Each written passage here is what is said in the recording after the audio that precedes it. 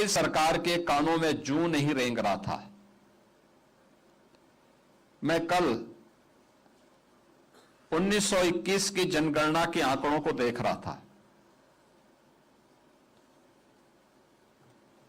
ये आंकड़े रोंगटे खड़े करने वाले थे। यानी वह दशक ऐसा था जब भारत की आबादी बढ़ने की बजाय घटी।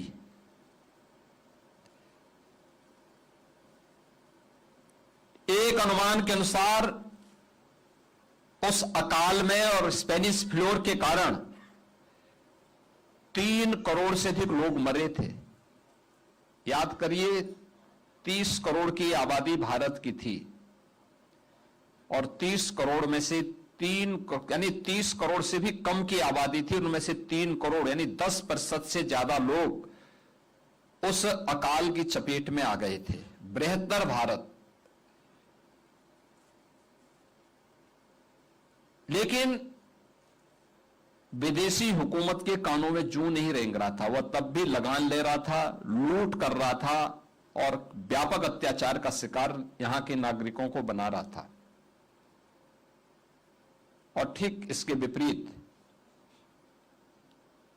आपको कोरोना जैसी महामारी के दौरान देखना चाहिए।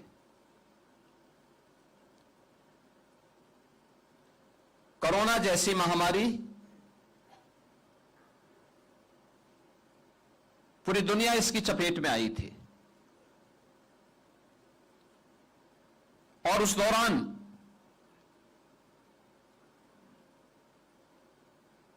दुनिया के देशों में, भारत में भी लॉकडाउन लगा किसी प्रकार, उससे तर कभी नहीं था।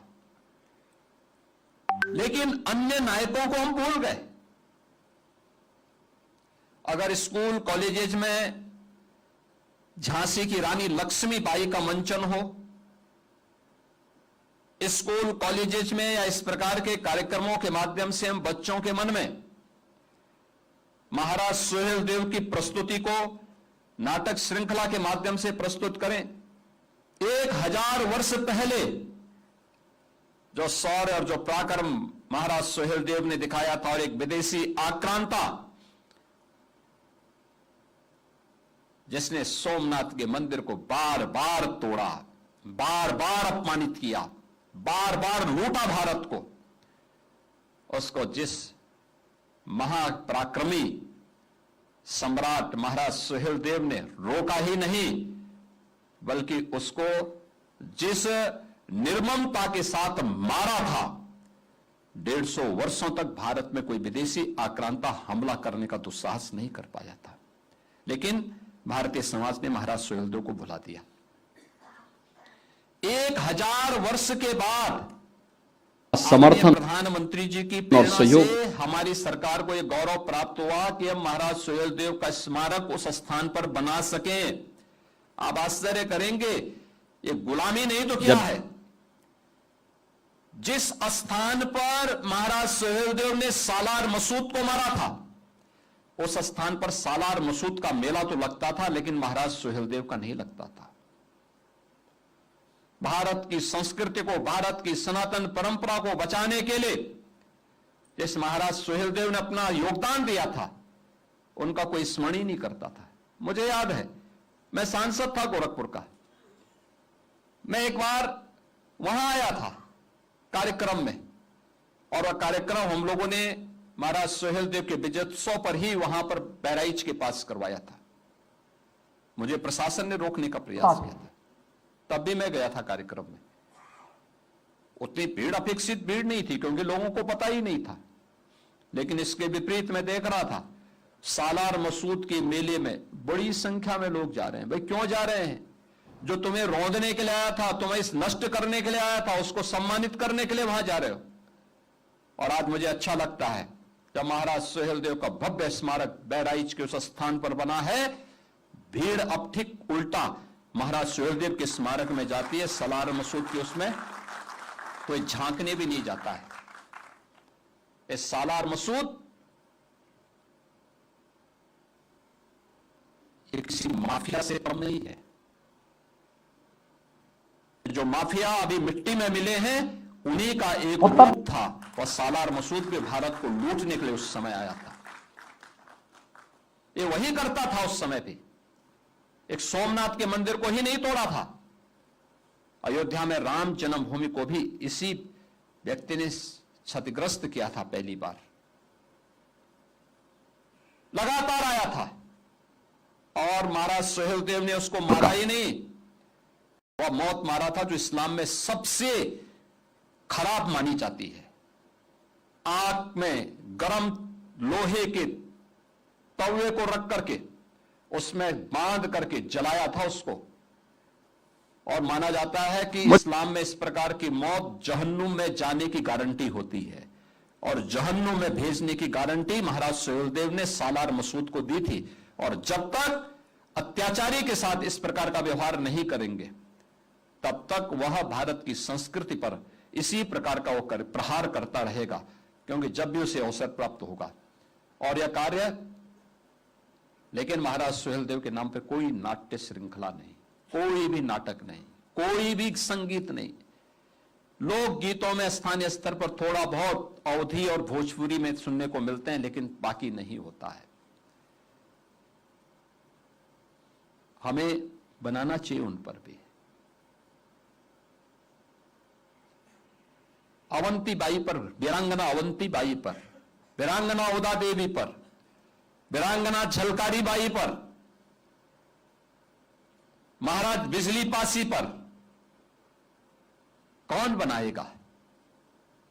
और हमारी नाट्य अकादमियों का दायित्व बनता है कि हम इस पे लघु नाटक बनाएं, आधा घंटे का, 1 घंटे का, 2 घंटे का मंचन करें, बच्चों के सामने बताएं, तो हीरो के रूप में तब प्रस्तुत करेगा अपने नायकों को, तब नायक के रूप में उन्हें लोग मानेंगे।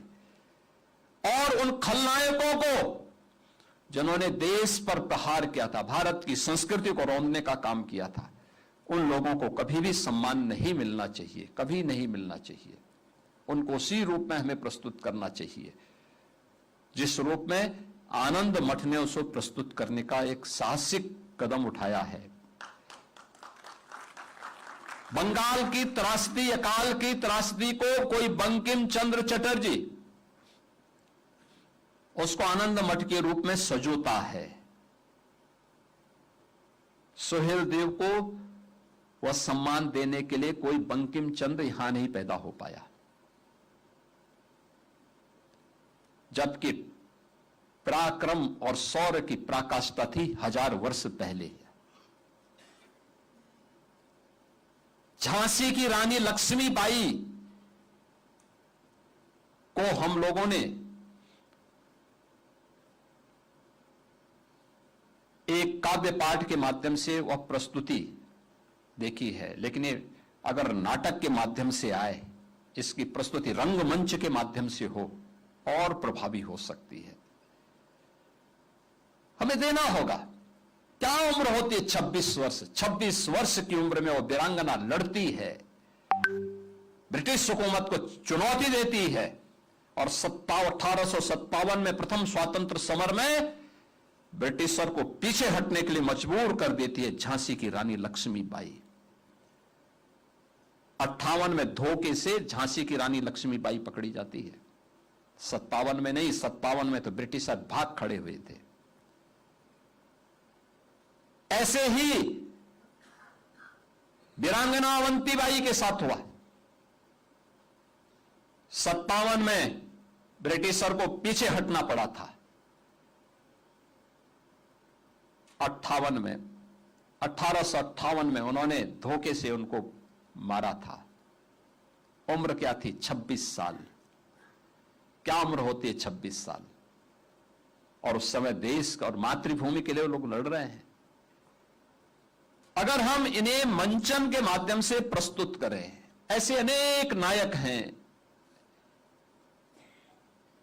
पंडित राम प्रसाद बिस्मिल, चंद्रशेखर आजाद, ठाकुर रोशन सिंह, कौन सम्मान देगा इन नायकों को? पंडित राम प्रसाद बिस्मिल तो ये आर्य समाज के प्रचारक थे। आजीवन भारत के लिए, भारत की परंपरा के लिए, भारतीय संस्कृति के लिए समर्पित थे। और शाहजहांपुर में उनकी जन्मभूमि नहीं थी, शाहजहांपुर तो उनकी कर्मभूमि थी। कर्मभूमि जो भारत की आजादी के लिए वे वहां जन जागरण के उद्देश्य से वहां कैंप करके रहते थे, आर्य समाज की शिक्षाओं को फैलाने के लिए, भारत की स्वाधीनता के लिए नौजवानों की फौज खड़ा करने के लिए, स्वदेशी के लिए, स्वावलंबन के लिए। हम भूल गए। जब कोई समय आता है, अवसर आता है, तब तो हम उनका स्मरण करते हैं, शेष भूल जाते हैं। और भारतीय नाट्य अकादमी को इस दिशा में कार्य करने की आवश्यकता है, क्योंकि ये एक अवसर है जब यहां पर